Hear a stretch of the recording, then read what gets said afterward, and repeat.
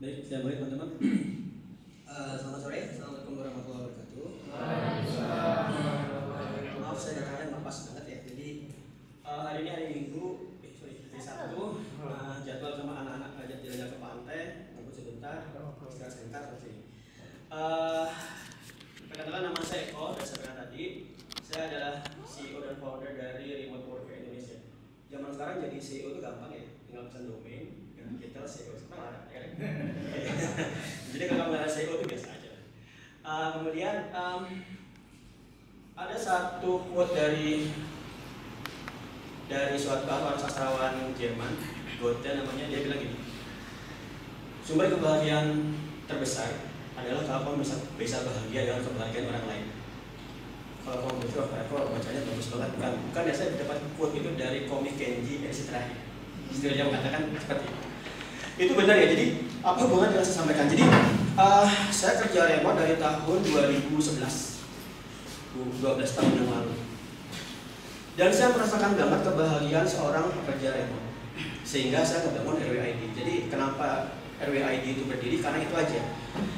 Kebahagiaan pekerja remote itu, kalau teman-teman sekarang, coba cek dulu deh, siapa di sini yang kerja remote? Di rumah WFH? 1, 2, 3. Sedikit ya, sedikit. Oke, dari yang WFH tadi, mana yang WFH ke perusahaan luar negeri? Ya, lebih dikit lagi ya. Oke. Padahal bagi saya, kalau kamu WFH dari Jogja ke Semarang misalnya, itu ya nggak ngefek ya. Dia tuh sekarang remote ke mana ke Klaten ya, ke Clayton misalnya. Itu bisa, itu ngefek banget karena UMR-mu sudah pakai UMR Amerika. Nah, teman-teman full stack, coba saya asumsikan ini. Siapa di sini benar-benar full stack? Itu adalah dia bisa ada klien datang, aku punya masalah, bisa buatin aplikasinya nggak? Jadi kamu bisa membangun UX-nya. Oke, kemudian kamu slicing jadi ke React.js, kemudian kamu siapin backend-nya pakai Express atau pakai apa, kemudian kamu deploy ke AWS dengan Docker di atas, dikelola dengan Vagrant. Siapa yang sudah seperti itu dari semua itu? Belum ya? Oke. Kalau gitu saya kurangin. Siapa yang bisa semua itu minus Figma, minus UX ya? Udah ya? Oke. Udah minus Figma tuh pasti banyak yang bisa. Nah, ada satu yang menarik teman-teman di sini. Ini adalah situs remote worker terbesar di dunia, Upwork namanya.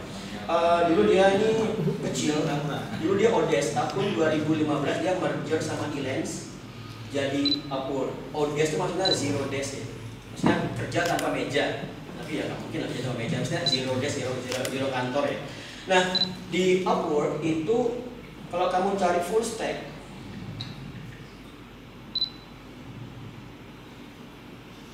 $13.000. Nah, istilah full stack itu kan artinya kamu bisa semuanya kan, depan belakang selesai. Tapi kalau kamu lihat rate-nya tuh ya sama aja kayak rate yang front end atau rate yang back end. Misalnya gini, satu aja contoh ya, $18.35 per jam. Kalau kamu cari yang back end-nya aja,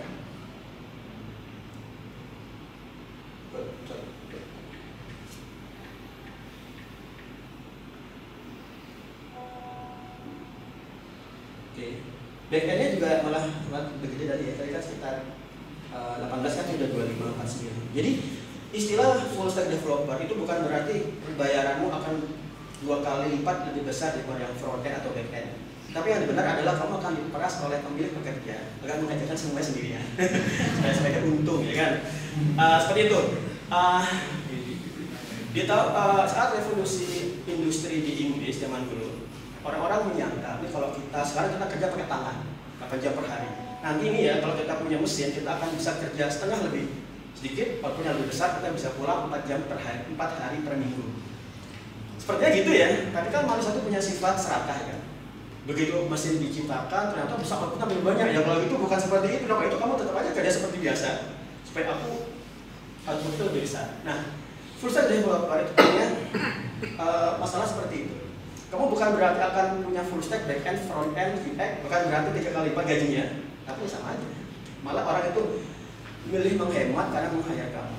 Nah, jadi teman-teman, itu adalah sedikit gambaran tentang kenapa sih full stack developer itu kadang-kadang juga nggak ngefek-ngefek amat dalam hal gaji, karena untuk rate-nya ya sama aja. Nah kemudian yang kedua, saya ingin menunjukkan sesuatu. Indonesia, saya mungkin tidak bisa menemukan sampelnya, coba.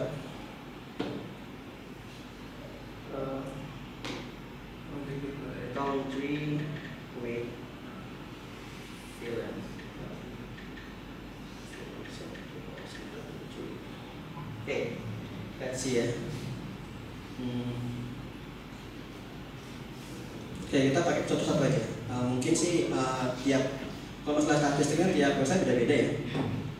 Oke, ini adalah sedikit gambaran tentang negara yang punya freelancer market terbesar di tahun 2022, 2023 belum? Oke. Sebentar, enggak, saya mau cari per negaranya aja.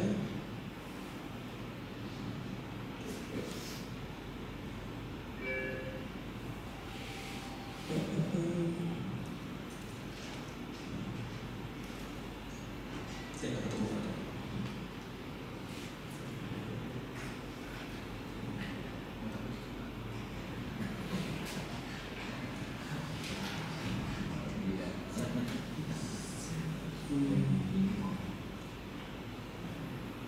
Oke, sebenarnya saya sambil jalan aja ya. Sambil jalan 10 per negara dengan freelancer terbesar, remote worker terbesar itu USA pertama. Saya lupa urutan 2 dan 3. Tapi dari 10 besar itu India, Pakistan, Bangladesh, Filipina itu di 10 besar. BSI. Indonesia nomor 14 tahun 2018. Ya sekarang harus ada perubahan. Itu artinya bukan berarti kita nggak bagus, berarti kita punya potensi untuk lebih dari itu ya kan? Bukan berarti kalau Indonesia enggak. Indonesia punya potensi lebih dari itu. Kenapa? Karena satu, kita belajar dari sumber yang sama, YouTube ya kan?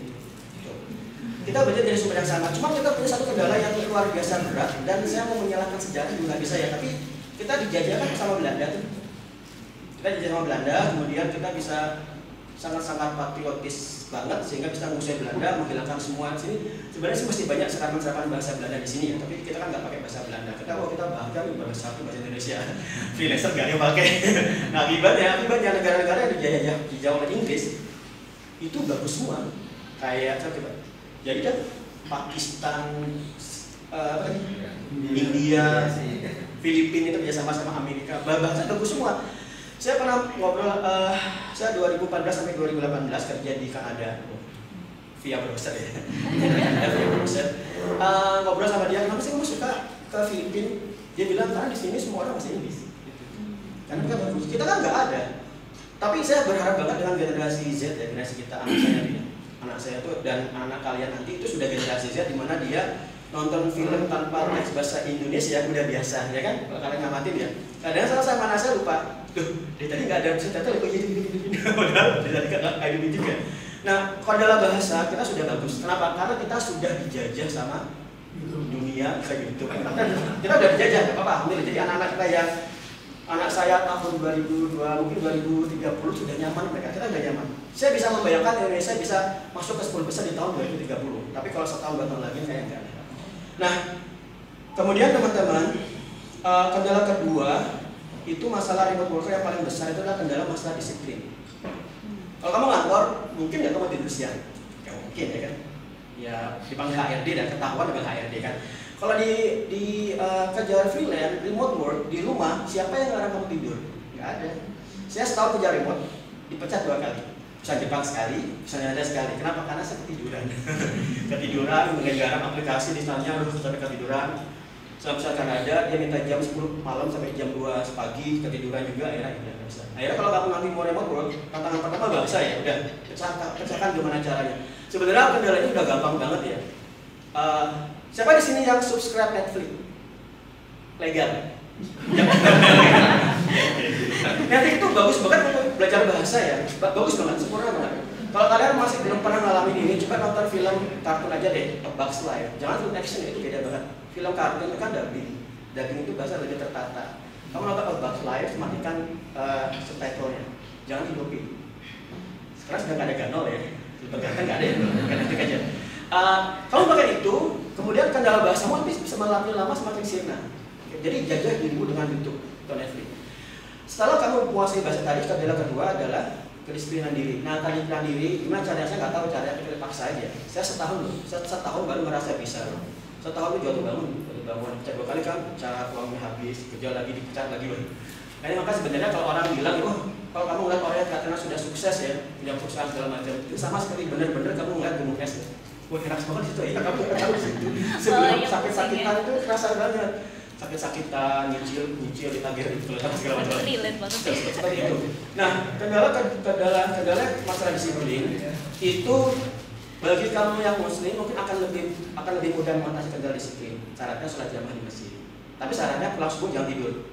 Setelah lagi kan bisa pulang subuh tidur. Setelah ke masjid subuh bangun pagi-pagi pulang tidur. Itu nggak enak. Kalau bisa ya. Setelah saya setahun mengalami jatuh bangun, kemudian setelah tahun berikutnya yang saya hadap solusinya adalah sholat subuh bangun jamaah ke masjid, pulang kerja 2 jam sampai jam 7. Atau kalau saya potong dengan mengantar anak, potong setengah jam, balik lagi kerja lagi. Kemudian sholat sebelum diukur kerja 2 jam, udah 4 jam kan, siang. Nah, bagi saya freelancer itu kalau nggak tidur siang benar-benar tidak menghargai nikmat waktunya. Cuman kamu loh yang bisa tidur siang. Ngantor nggak bisa ya? Bisa. Saya pernah ngantor dari tahun 2005-2006 atau 2027, dapat SP1, SP2 karena ketiduran. Habis sholat duhur kemudian ketiduran ke asar kan berapa kali ya ketiduran. Akhirnya yang SP1 maksa berangkat kantor sudah mati-matian. Lama kok males ya, coding itu kan di kantor sama di rumah bedanya apa sih? Ada apa bedanya? Nggak ada kan? Kamu juga jalannya di forum yang sama, pakai di laptop yang sama, sih ngapain ke kantor? Ingat komunikasi. Nah, sebenarnya kan kita tuh sudah diberi karunia blessing in disguise ya. Blessing in disguise kita itu adalah COVID. Banyak yang korban di sana, semoga semuanya masuk surga gitu. Tapi itu adalah blessing in disguise. Dunia ngerasain kemacetan itu bukan karena kita tidak menerapkan ERP atau ganjil genap, tapi karena apa? Karena jalannya dipakai. Kalau jalannya nggak dipakai, nggak ada macet. Terbukti nggak? Terbukti kemarin. Nah, semua orang sudah merasakan WFH selama 2 tahun. Begitu sudah hilang COVID-nya, malah dilupain semua WFO lagi ya kan, macet lagi kan, rugi banget pelajaran kemarin nggak diambil. Sebenarnya ini masalah negara sih, maksudnya gini, kalau kantor-kantor swasta itu nggak diberi insentif untuk remote work, yang nggak akan jalan. Maksudnya gini, gimana kalau semua perusahaan yang menjalankan remote work dapat potongan pajak 10%, misalnya? Kan ada. Padahal ya, kalau itu tercipta ya, banyak sekali masalah yang terpecahkan dengan sendirinya loh ya. Kemacetan, berarti ngurangin apa? BBM kan? Banyak kampus BBM nggak perlu impor, ya kan? Ngurangin banyak banget kan? Kemudian apa lagi? Stasiun Manggarai itu nggak akan ada masalah, ya kan? Kalau remote work. Tapi kalau nggak semua bisa remote work ya, biar memang nggak bisa semua remote work. Kalau kalian pernah nonton film Surrogate Bruce Willis, pernah nonton nggak? Ya. Itu kan remote work yang paling sempurna ya. Kita buat avatar robot jalan-jalan kita tidur. Itu sempurna banget. Kalau seperti itu polisi, dokter, tugas kebersihan itu di remote work kan bisa. Kalau sekarang bisa. Sekarang yang bisa di remote work kalian full stack developer itu bisa banget di remote work kan bisa di remote work kan, benar manfaatin. Nah, makanya sebenarnya untuk kemarin capres kemudian pilkada DKI, saya ngeliat visi-visi semua itu kan mereka majukan segini sebenarnya kalau remote work aja selesai berarti, ya kan? Nah, tapi mungkin nggak terjadi, saya nggak tahu. Mungkin jadi, apakah mau dijalankan COVID generasi kedua lagi?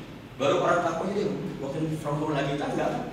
Nah, sebenarnya setelah COVID itu di antara yang lain saya rasakan adalah saya mudah banget menjelaskan apa itu remote work. Dulu sulit banget itu, sulit banget. Tahun 2014 banyak ada kejadian bom di Brimob ya, ada masih nggak sih? Brimob ada bom. Saya tuh kadang-kadang kalau sholat Jumat saya ada pakai sorban, pakai gamis putih-putih, maka terus saya nggak pernah kantor kan, pernah kantor, cuma jalan-jalan keluar terus beli motor, beli mobil. Kemudian kejadian Brimob itu didatangi sama Pak RT. tapi kata nggak sebelah saya nanya dulu, Pak Eko itu sumber dananya dari mana sih? itu dulu dari 2014. Sekarang oh, udah gampang. Oh WFO ya, WFH ya, udah gampang banget kan? Sekarang gampang. Udah nggak perlu susah bayar menjelaskan. Nah teman-teman, kemudian gini, di tahun 2023 ini, oke saya kasih sedikit kuesioner ya. Di tahun 2023 ini, menurutmu remote work itu akan naik apa? Dibanding pra-COVID ya, dibanding pra-COVID. Naik ya? Ada yang ngerasa turun ya? Iya. Kayak gini, ini sebenarnya hubungannya dengan ekonomi moneter ya. Jadi ekonomi dua, ekonomi real, ekonomi moneter. Perusahaan itu kerja di startup itu ekonomi real, membangun produk dijual, selisihnya profit bagi hasil atau profitnya bagi ke pemodal, itu ekonomi real. Di dunia ini ada yang kedua, yang melandasi ekonomi real itu ekonomi moneter. Orang menyimpan uang, nggak mau tahu bagaimana caranya dia bertambah lewat saham misalnya. Kemudian funding ini kalau tidak ada ekonomi moneter, saham, IPO itu aman loh. Masalah gini, Bukalapak, Tokopedia itu kan saat dia IPO masih minus banget kan? Kalau nggak salah per bulan masih Bukalapak itu masih 1 triliun rupiahnya per bulan. Itu gambarannya. Kalau kamu pengen itu gambarannya, tetanggamu depan rumah jualan rugi 10 juta, setahun rugi 10 juta. Kamu disuruh beli usahanya, mau gitu? Gak mau kan? Kenapa? Karena real. Tapi kalau ekonomi moneter masuk gimana? Gak apa-apa ini, yang penting nanti kita buat viral saat IPO, kita buat semua orang Indonesia beli, pemodal masih yang megang sahamnya biar itu naik nih, sudah sampai atas baru jual. Itu loh, itu namanya ekonomi moneter. Itu berjalan sebenarnya kalau dunia nggak keserang dua hal, COVID sama apa lagi loh? COVID dan perang Rusia. Perang Rusia itu mengalami krisis energi, sehingga nggak ada lagi yang berani main-main sama saham. Semua megang uangnya. Kalau sudah megang uangnya pindah kemana? Orang kaya itu ya, dia nggak mau nyimpan uang di bentuk fiat loh ya, karena akan turun terus. Dia akan nyimpan ke bentuk yang paling aman itu emas. Atau tadi saham tadi. Saham nggak berani karena dia aman. Untuk akibatnya, semua startup yang fundingnya dari investor, yang tujuannya IPO, pasti makin lama akan terus expand karena dia nggak bisa bakar uang lagi. Itu udah kelihatan ya. Udah saya nggak perlu dapat apa lagi, udah PHK massal 2023 itu udah kerasa banget kan. Nah, di sini teman-teman, kamu nggak boleh merasa puas dengan kerjaanmu yang sekarang, ya kan? 2023 itu akan lebih berat lagi. Sebenarnya akan lebih berat lagi itu kenapa? Karena perang Rusia belum ada ujungnya. Gimana kalau ada perang lagi selanjutnya? Cina sama Amerika akan perang. Sebenarnya gini ya, kalau kita sebagai programmer aja ya, kalau kita nggak memikirkan masalah dunia ekonomi itu aman ya, coding aja kan. Tapi kalau dipecat gimana? Oke. Kalau kita ngerti masalah global, kita tahu sebenarnya karena ini. Nah, sehingga teman-teman, kamu di tahun 2023 itu wajib punya mindset akan dipecat kapan aja. Harus itu ya. Cara terbaik gimana? Coba gini, kenapa sih kamu bisa dipecat? Coba deh, 2 alasannya. Kenapa kamu bisa dipecat? Kurang performa. Oke, kurang performa. Oke, terakhir. Perusahaan rugi. Oke. Sebenarnya kamu bisa dipecat karena bosmu cuma 1. Kalau kamu mau 2 gimana? Pecat aja ke situ ya. Amanah nggak ya 3 aja. Nggak mungkin 3 bareng-bareng pecat. Jadi kalau kamu jadi remote work, kalau kamu misalnya sini, kamu kesini kan? Upload. Ini tuh job yang berjalan bisa sebanyak yang kamu inginkan. Apply job yang Flutter tadi ya. Misalnya Flutter. Tadi Flutter ya? Ada. Ada nggak orang job? Ada nggak di sini programmer Jogja yang digaji 40 juta? Nggak ada kan? Karena UMR berapa? 2 juta. Teman-teman, saya pernah ngerasain itu dalam UMR tahun 2006 saat saya nikah pertama. Maksudnya nikah dulu nikah pertama. Nikah pertama. Bukan maksudnya ya selesai nikah pertama. Selesai nikah 2005, saya tuh hidup dalam UMR 1,5 juta selama setahun. Ya biasa-biasa aja sih. Cuma dari saya nggak bisa beli macam-macam. Dia cuma punya sepeda ontel, ya. Beli tongseng cuma sebulan sekali, 30.000 kan. Nggak bisa lagi kan? Karena dipakai UMR. Nah, tapi teman-teman coba kamu lihat. Oke, coba lihat ya. $5 sampai $8 itu kecil. Kalau kamu cuma melihat per jamnya, tapi itu mungkin lebih gede daripada gajinya yang sekarang. Coba lihat. $8 ya. $8 itu kalau kamu full time itu adalah 160 jam per bulan. $8 ya. $1.280. $12.80.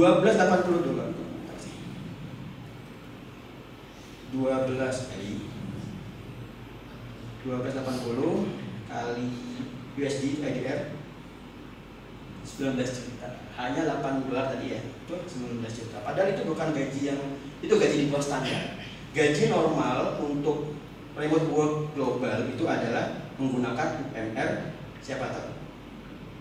UMR New York. 15 USD. Kamu jadi 15 USD, saya cepat saya supaya waktu sudah habis ya. 15 USD itu kalau per bulannya adalah 2.400 US dolar. Per jam total itu adalah hampir 37 juta. Jadi gini, itu ada paradoks yang aneh banget ya. Orang Amerika gaji kamu 37 juta, dia senang banget ya, alhamdulillah mau UMR. Kita bukan alhamdulillah ya. Mau UMR tuh, kamu udah alhamdulillah dapat UMR. Ya kan, kenapa gede banget. Di sana sujud syukur karena kamu digaji UMR, di sini juga syukur karena kamu dapat gaji yang UMR-nya sana. Kan? Sebenarnya peristiwa ini kan yang membuat trigger TKI TKW kan. Orang pada kesana, tapi orang kesana ada masalah sosial lagi kan. Wanita kesana sama istri pisah, sama suami pisah. Ya masa, ya kan? Sangat segala macam lah. Masalahnya banyak, masalah sosial banyak banget. Kita jadi di tahun programmer full stack ini, kalau bisa memahami ini, kamu jadi TKI TKW, tapi 2.0. Kamu tidak mengirim badan ke sana, tapi kamu mengirim karyamu ke sana. Bayangkan kalau semua orang nggak punya mindset ini. Begitu kamu mikir kerja, orang-orang mikir ke kota besar. Di Jogja itu kota besar dibandingkan Klaten ya? Semarang itu kota besar dibandingkan Jepara. Atau semua orang mikir ke Jakarta aja, cuek, Jakarta startup Tokopedia, saya ke sana kan. Kalau kamu tinggal di sana, kamu mau tinggal di mana? Habis ya? Main lagi? Oke. Kalau kamu ke sana, kamu tinggal di mana? Kamu nggak mungkin tinggal di Menteng. Kan 90 miliar rumahnya. Kamu tinggalnya di Depok, Tangerang, Bekasi. Uangnya akan berputar kemana? Kamu pakai trafik, ojek, makan, mutarnya di kota orang lain. Kenapa nggak kamu kirim ke Klaten tadi? Kamu ngirimnya saat mudik ya kan? Pakai orang tua ngirim. Kan sedikit lagi 10% nggak ada deh. Oh, malah kecil banget. Nah kalau kamu remote work, semua orang itu kerja di tempat masing-masing. Dia ngambil dana devisa dari Amerika, Brussels, New York, Kanada, dikirim masuk ke mana? Langsung ke tenda gitu kan, atau ke Pati, Dana Pati ya. Ada orang Banjarnegara nggak? Ada ya? Oh, alhamdulillah. Banjarnegara adalah kota dengan UMR terendah di Jogja, di Indonesia, 2023, 1,9 jutaan. Nah, kalau kamu bisa tinggal di Banjarnegara, tapi UMR New York, kamu ngalahin 40 kali gajinya UMR di kotamu. Terakhir ya, untuk UMR, untuk perbedaan pembayaran, kamu jangan cuma mikirin harganya ya. Aku digaji 2 juta sama aku dapat digaji 40 juta. Bukan gitu ya. Itu masalah waktu.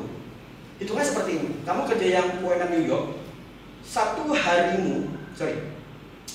bulan temenmu itu yang dia kerja di Banjarnegara setara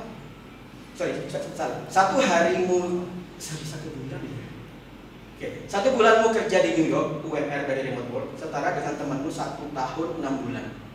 Jadi kamu kerja sebulan, dia setara dengan tahun depan setengah tahunnya lagi. Itu kan gila banget. Makanya saya tanya, kamu milih gaji 7 juta UFO atau 4 juta UFH? Ya mungkin kamu milih yang situ kan, kecuali mana pasar. Oke teman-teman, sekali lagi untuk tren mungkin saya agak kejauhan ini cara jawab aja. Untuk tren di 2023 tetap akan ada PHK, baik di luar atau dalam. Cuma masalahnya orang Amerika itu akan cutting cost sehingga dia mencari programmer yang mau digaji UMR mereka. Kalau kamu digaji di Amerika mahal banget UMR programmer itu mahal banget sampai $100 per jam. Kita digaji $50, alhamdulillah ya kan. Mereka mau aja deh ya. Terakhir, saya pernah saat saya kerja di Kanada, saat saya interview, saya hanya minta gaji $15 per jam. Saya nggak nawar. Kata dia gini dalam bahasa Indonesia ya. Wah, kamu mau? Gitu loh. Tahu gitu aku minta $40 per jam aja ya. Ternyata emang teman-teman yang lain gaji gede-gede. Berapa kita $50 per jam udah 30 jutaan. Ya, sudah alhamdulillah lah. Cuman nggak alhamdulillah juga ya. Misalnya gini, coba tadi aku minta ternyata tim aja. Oke teman-teman, cukup dari saya. Cukup ya. Ada pertanyaan silakan tanya bebas saja tentang remote work, tentang RWA jangan lupa. Kalau kamu mau join RWA secara profesional akan ada jalannya juga dan lain sebagainya. Oke, itu dari saya, semoga bisa bermanfaat. Kalau bisa maaf, assalamualaikum warahmatullahi wabarakatuh.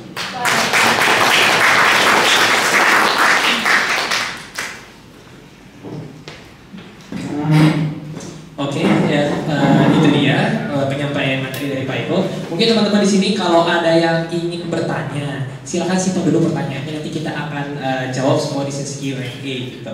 Nah, materinya lumayan menarik ya teman-teman ya. Jadi pilihannya WFH atau WFO nih maunya. WFH dengan gaji New York atau WFO dengan UMR di kota sendiri. Nah, itu berdasarkan keinginan kita masing-masing tentunya. Untuk menjadi full stack developer pun, untuk menjadi developer kita butuh skill. Karena zaman sekarang yang dibayar adalah skillnya. Oke, jadi kita punya skill, kita bisa dapat yang kita inginkan. Oke, kalau begitu lanjut saja kita ke materi ketiga yang akan diisi oleh Pak Firmansyah selaku founder dari Giga dan Software House. Kepada Pak Firman, dipersilakan.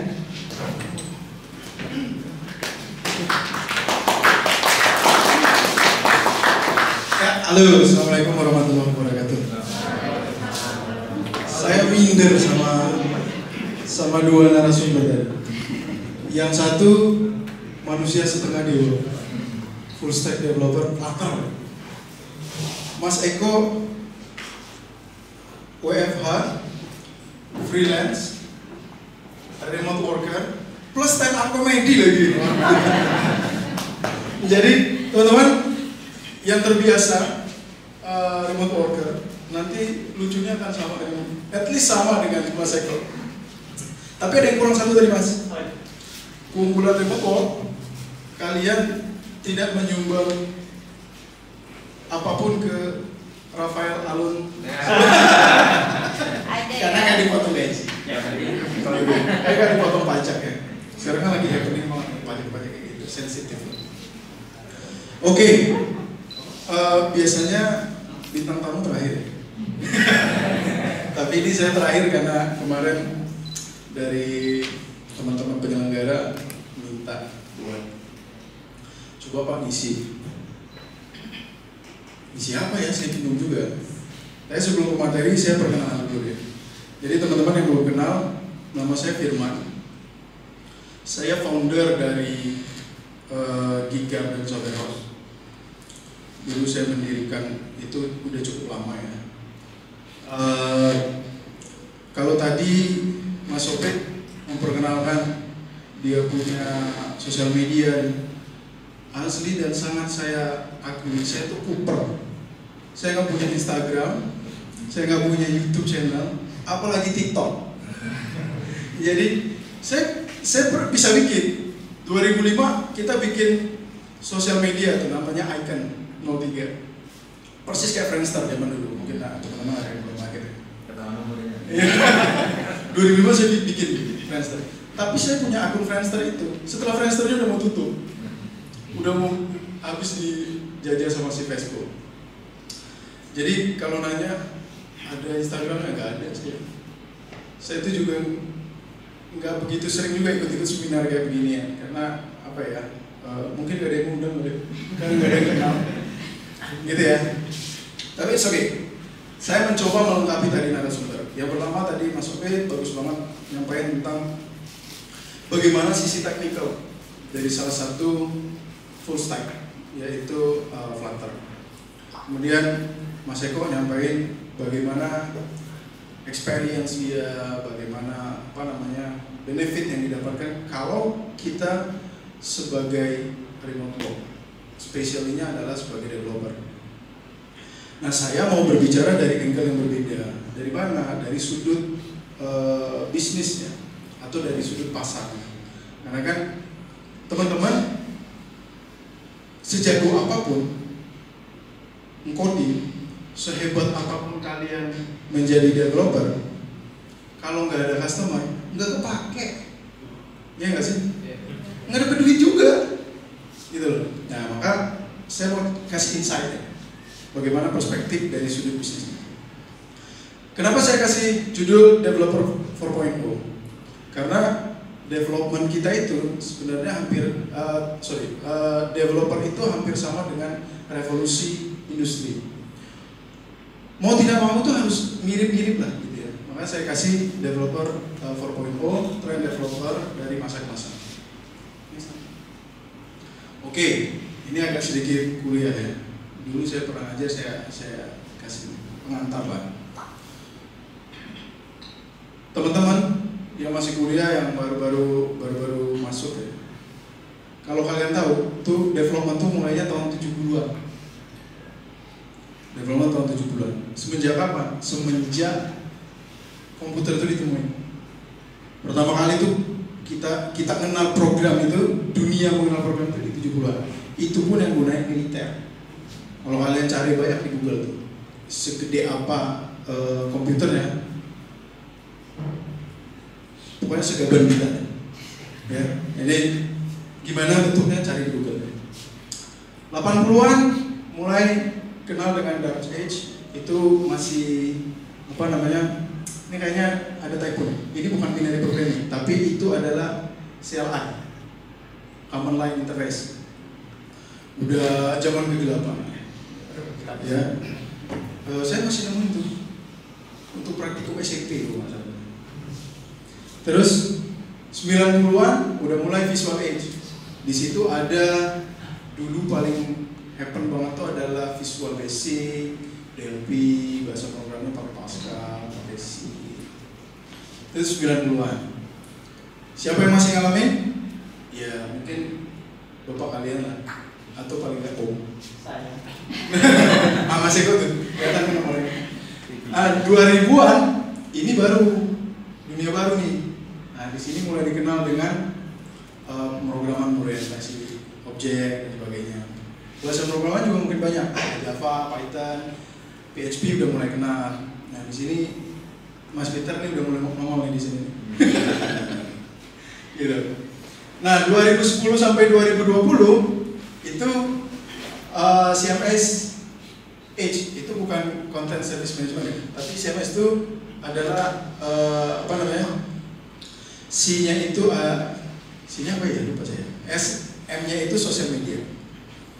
Nah, itu mulai era-era di mana kita web service, API, nah, teman-teman udah kenal. Itu di era kita sekarang. Nah, 20 diprediksi nih 2020 ke depan itu akan ada revolusi lagi ke arah smart control. Tadi ada vacuum cleaner tuh, yang nggak di apa-apa ini bisa bersihin sendiri, nggak diperintah. Pokoknya ada kata orang Jawa tuh ada reget, dia langsung sikap tuh, lebih sergap daripada pembantu. Nah, 2030 diprediksi nih, kita akan ada di bioprogramming dan nanobot. Kenapa? Karena udah mulai, sekarang udah mulai banyak tuh isu-isu yang berkembang. Dokter tuh udah mulai ganti. Kemudian yang berbasis pada analitik itu udah mulai happen. Kemudian apa namanya, chip untuk pembayaran, untuk identity gitu ya, ID itu udah mulai dikembangkan. Di beberapa negara udah mulai ada chip, udah mulai ke arah teknologi nanobot. Nah, ini yang baru diprediksi. Apakah ini bisa berubah? Bisa. Apakah ini akan apa namanya? Prediksinya akan seperti itu? Belum tentu. Tergantung apa? Rusia dan Ukraina. Kalau Rusia dan Ukraina meledak, terus kita kembali lagi, mungkin balik lagi ke Dark Age gitu. Karena infrastrukturnya hancur gitu. Oke, next. Nah, ini survei saya ambil dari Coding Nomads tuh. Jadi 2022 kemarin bahasa pemrograman paling populer tuh ada itu. Silakan teman-teman lihat. Kira-kira teman-teman ada di mana? Nah, kenapa paling populer? Yang pertama karena paling banyak permintaannya dari sisi pasar. Python tuh nomor 1. Kita lihat tahun sebelum tahun 2022 karena banyak perusahaan mulai adjustment dengan tadi yang disampaikan Mas Eko, WFH, remote work. Kan perusahaan butuh untuk mengukur. Kalau dulu orang mengukur tuh misalnya dia mengukur kinerja gitu ya, ada visioner, ada macam-macam lah, terus masuk absen dan sebagainya. Kalau kita sebelum pandemi, tapi setelah pandemi banyak variabel pengukuran itu diotomatisasi. Nah kalau itu misalnya nggak dibantu oleh sistem, belum sempat Word, orangnya udah kabur duluan. Gitu ya. Maka Python banyak dibutuhkan di 2022 karena apa? Karena banyak sistem yang processingnya tinggi, kemudian mengarah ke stable system yang high performance application. Nah, berikutnya diikuti dengan tren Java, JavaScript, bla bla dan sebagainya. Itu karena permintaan dari market yang semakin edan-edanan untuk melakukan digitalisasi. Paling banyak pasti kalau kita lihat sekarang kan eranya digital, dompet digital, identity digital. Cewek? Ada yang punya pacar digital? Anime. Ibu.